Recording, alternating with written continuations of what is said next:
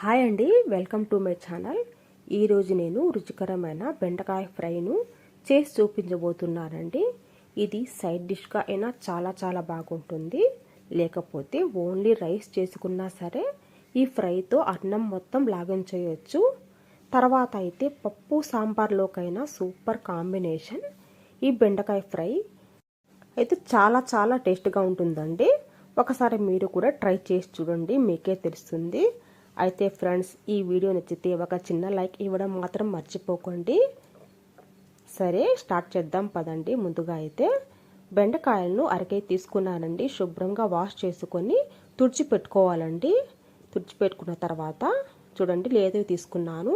నేనైతే చాలా మంచిగా లేతగా తీసుకున్నాను. లేతవి తీసుకోండి మీరు కూడా. వీటిని కట్ చేసుకొని 1 గంట అయినా ఫ్యాన్ కింద పెట్టుకోండి. 1 గంట, అరగంట అయినా పర్వాలేదు. ఫ్యాన్ కింద పెట్టుకొని కొంచెం ఆరబెట్టుకోవాలండి. ఈ విధంగా ఈ సైజులో కట్ చేసుకోండి మొత్తము. తర్వాత అయితే ప్యాన్ పెట్టుకోవాలండి. ప్యాన్లో ఆయిల్ 2-3 చెంచాలు వేసుకోండి. కొంచెంగా బెండకాయ ముక్కలను ఫ్రై చేసి పక్కకు తీసుకోవాలండి.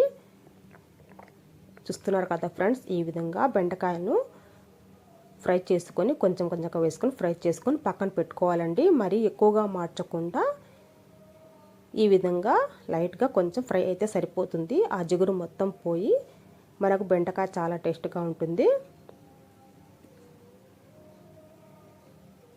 ఫ్రెండ్స్, మొదటిసారిగా మన ఛానల్ని విజిట్ చేస్తున్న వాళ్ళు సబ్స్క్రైబ్ చేసుకోండి. ఈ విధంగా మొత్తం ఫ్రై చేసుకొని ఒక ప్లేట్లోకి తీసుకోవాలండి. అన్నీ ఒకేసారి వేసుకోకుండా కొంచెంగా వేసుకోండి. హై ఫ్లేమ్లో కాకుండా మీడియం టు లో ఫ్లేమ్ మీద ఫ్రై చేసుకోవాలండి. నేను మొత్తం వేయించేసాను. మిగిలిన ఆయిల్లో 1 స్పూన్ శనగపప్పు, 1 స్పూన్ మినప్పప్పు కొంచెం ఫ్రై చేసుకోవాలి. తర్వాత అయితే 1/2 స్పూన్ ఆవాలు, 1/2 స్పూన్ జీలకర్ర వేసుకోవాలి. 2 ఎండుమిర్చిని కూడా తుంచుకొని వేసుకోండి. కొంచెం కరివేపాకు. కొంచెం ఫ్రై అయిన తర్వాత సన్నగా కట్ చేసిన ఉల్లిపాయ 1 పెద్దది వేసానండి నేను. ఉల్లిపాయ సన్నగా కట్ చేసుకోండి. బెండకాయలు సన్నగా కట్ చేసాం కాబట్టి ఉల్లిపాయ కూడా సన్నగా కట్ చేసుకోవాలి. మరీ పెద్దగా కట్ చేయవద్దు. ఉల్లిపాయ కొంచెం మగ్గే వరకు ఫ్రై చేసుకోవాలి. చూస్తున్నారు కదా ఫ్రెండ్స్, ఈ విధంగా ఫ్రై అయిన తర్వాత